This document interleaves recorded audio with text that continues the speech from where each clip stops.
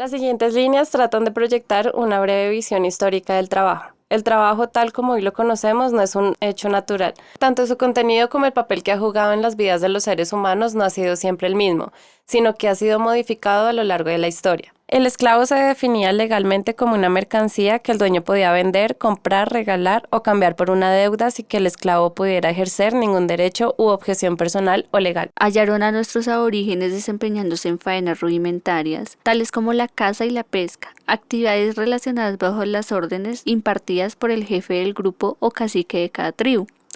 Una vez indicada la conquista, los españoles se dieron a la tarea de imponer sus costumbres y usos, fueron introduciendo cambios, y así a los indígenas se les obligó a cultivar las tierras con el fin de procurar su alimentación y a explorar las mismas para beneficio de aquellos que necesitaban del oro para cumplir su cometido. Gracias a estas órdenes y decretos, nuestros aborígenes traídos de África por ser más fuertes en el laboreo de las minas continuaban en una situación degradante hasta el punto de ni siquiera el derecho a la vida. Solamente a partir del 1 de enero de 1852, siendo presidente de la República José Hilario López, quedó abolida la esclavitud en Colombia.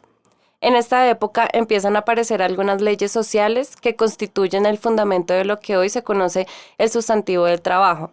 Entre esas normas se fueron considerando a través del tiempo como lo es la pensión de jubilación, ley sobre accidente de trabajo, comodidad de los obreros, regulación de los aspectos relativos en la huelga y derecho a esta. En el año de 1940 surge el Manifiesto Comunista del Derecho del Trabajo como programa autónomo de principios propios. Habían nacido normas que no se podían encuadrar en ninguna de las ramas del derecho, por lo que se hizo necesaria crear una rama nueva, que es lo que hoy conocemos como el derecho del trabajo. El origen del derecho laboral en Colombia, con un conjunto de principios, acciones y normas que regulan directa e indirectamente las relaciones entre empleadores y trabajadores, y de estos con el Estado, con el objeto de garantizar los derechos fundamentales de los trabajadores y la protección del trabajo.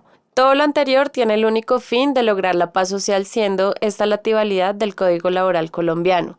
El derecho laboral colombiano es una rama de la ciencia del derecho que tiene como objeto el trabajo del hombre, dependiente o independientemente de las relaciones individuales, colectivas y de seguridad social, ya sean esos trabajadores al servicio del Estado o particulares. Historia de Colombia. En el año 1950, bajo el gobierno de Mariano Espina Pérez, se promulgaron el Decreto Legislativo número 2366 y el Decreto 3743, que dieron origen al Código Sustantivo del Trabajo.